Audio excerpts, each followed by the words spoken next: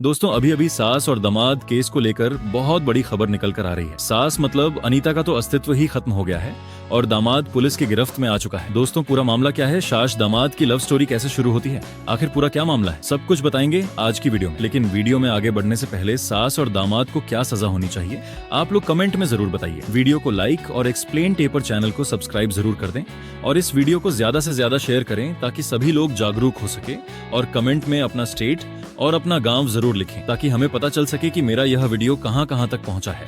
अलीगढ़ के मड्राक इलाके में एक खबर ने पूरे इलाके को हिलाकर रख दिया। लोग जब सुनते हैं कि एक महिला अपनी बेटी की शादी तय करवाने गई और खुद ही होने वाले दामाद के साथ भाग गई तो पहले कोई विश्वास नहीं करता, मगर ये कोई अफवाह नहीं थी, ये सच्चाई थी और इसकी गहराई में जो कुछ था वह और भी चौंकाने वाला निकला। ये कहानी है अनीता की, जिसकी उम्र 40 के करीब थी।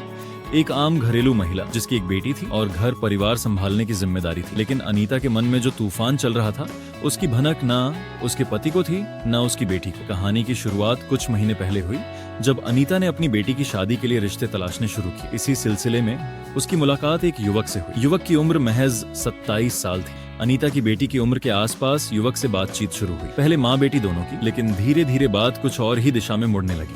अनीता उस युवक से बार बार बात करने लगी, मोबाइल कॉल्स, मैसेज, घंटों की बातें। युवक भी शायद इस खास तवज्जो का आदी होता गया। अनीता को ना जाने कब उससे प्यार हो गया, या कहिए उसने ये मान लिया कि यही इंसान है जिसके साथ वह अपनी जिंदगी बिताना चाहती है। धीरे धीरे यह रिश्ता एक ऐसे मोड़ पर पहुंचा जहां से वापसी संभव नहीं थी। अनीता ने पति से झूठ कहा कि वह युवक की तबीयत खराब होने के कारण उसके घर जा रही है और वहां पूरे 5 दिन तक रुकी रही। तब तक परिवार को शक नहीं हुआ था, लेकिन अगली बार जब उसने अपने पति को बहाने से उसकी बहन के घर भेजा और खुद युवक के साथ गायब हो गई तो मामला घर की चारदीवारी से निकलकर थाने तक पहुंच गया। पति का आरोप था कि अनीता घर से न सिर्फ भागी बल्कि 3,50,000 के गहने और 3,50,000 नकद भी साथ ले गई। वह टूट चुका था। बेटी भी सदमे में थी माँ, जिससे वह अपने जीवन की सबसे बड़ी खुशी, अपनी शादी का सपना साझा कर रही थी। वही माँ उसकी जगह खुद उस लड़के की जीवन साथी बनने को निकल गई। मीडिया को दिए गए इंटरव्यू में अनीता के पति ने बताया कि अनीता युवक को दिन रात फोन करती थी, मोबाइल भी उसी ने दिलवाया था। बेटी भी कहती है कि माँ और उसके मंगेतर की बातचीत हद से ज्यादा हो रही थी, लेकिन उसने कभी यह नहीं सोचा था कि माँ ऐसा कदम उठा लेगी।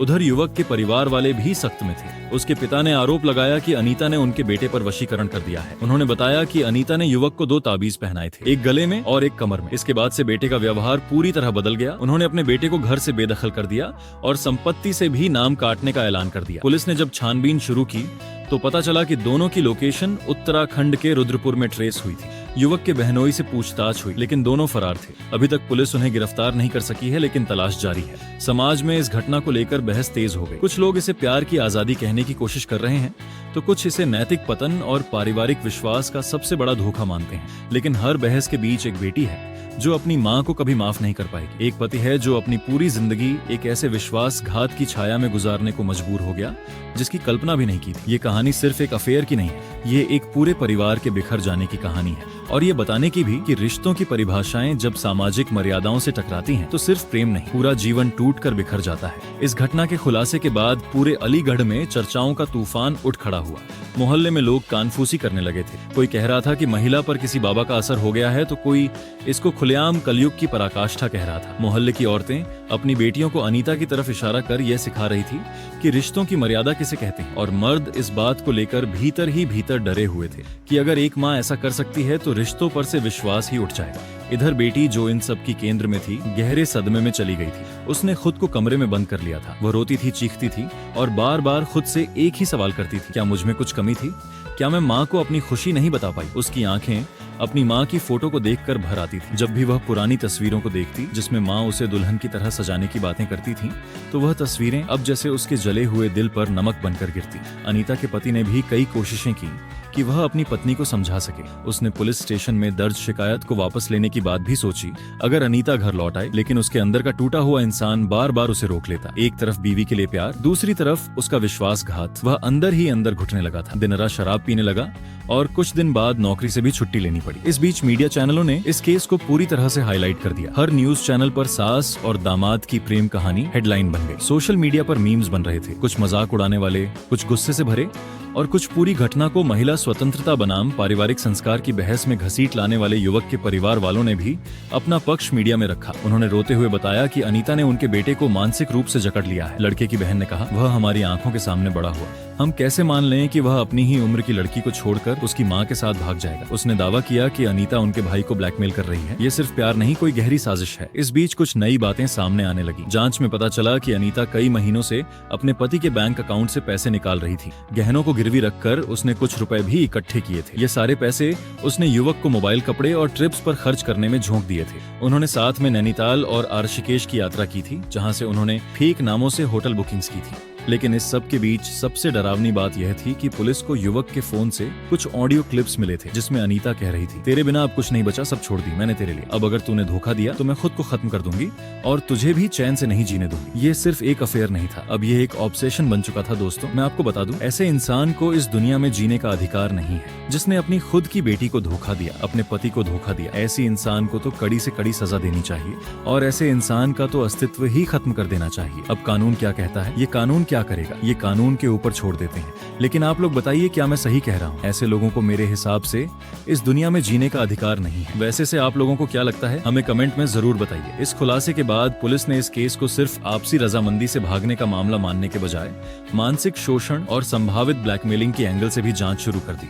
युवक को थाने बुलाकर लंबी पूछताछ की गई। शुरू में तो उसने सारी बातें टालने की कोशिश की, लेकिन जब पुलिस ने उसे ऑडियो रिकॉर्डिंग सुनाई तो उसका चेहरा उतर गया। उसने धीरे धीरे कबूल किया कि शुरुआत में यह सब थोड़ी मस्ती के तौर पर शुरू हुआ था। उसे अनीता का पहनावा, उसका बोलने का अंदाज और सबसे बढ़कर उसका पैसे खर्च करने का तरीका बहुत आकर्षक लगा। लेकिन कुछ ही महीनों में उसे एहसास हुआ कि वह एक ऐसे दलदल में फंस चुका है जिससे निकलना आसान नहीं। अनीता उस पर हावी होने लगी थी। वह उस पर संदेह करती थी, हर पल उसके कॉल्स चेक करती थी और उसे धमकाने लगी थी कि अगर उसने किसी और लड़की की तरफ देखा तो वह सब कुछ उजागर कर देगी। लड़के ने बताया कि अनीता ने उसे लड़की से शादी करने से भी रोका।